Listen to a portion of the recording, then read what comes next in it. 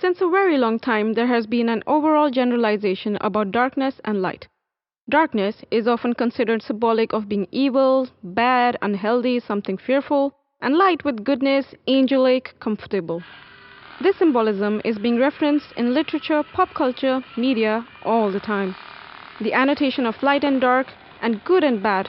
This divide also seeps into dividing people based on their personality types, where introversion is considered something not so healthy, not so good, or bad, and extroversion is associated with the idea of being healthy, being normal.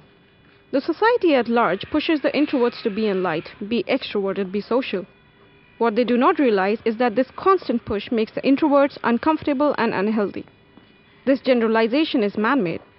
We wanted to sensitize people towards the idea of getting comfortable with darkness, introversion, as when you feel comfortable in this darkness, these introverts will shine the brightest.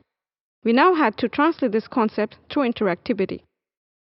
The process started with understanding our perspective associated with introvert beings, understanding its behaviors, reactions, or feelings associated with being pushed into limelight. Once we agreed on this, the second phase saw us trying to conceptualize how to showcase these behaviors through physical computing. Here we worked with different senses of light, sound, movement, vibration, action, and reaction. As we kept experimenting with different areas of code, we realized how the structure of a program affects the true execution of our concept, how the code we wrote depended on external stimulus, light and its varying thresholds, and the associated responses to the thresholds of light being received. This eventually saw us also experimenting with the physical side of the installation, the introverts and how people will interact with it. We thought about different materials we associated with the introverts, their behaviors, the shapes we wanted to work with, how we visualized the bots, when we eventually moved to an abstraction of the bots. The cylindrical round elements and the roundness gave them an organic feeling for visual interaction, while still being functional when it came to mechanics.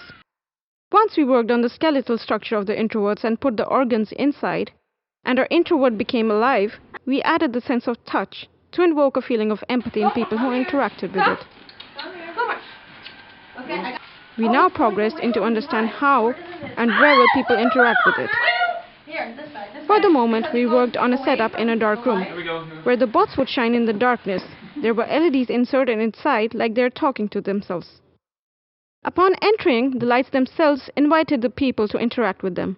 But we wanted to see whether we could invite people to interact with them furthermore by introducing game mechanics. I would buy something like this. This led us to work with the elements in spatial architecture.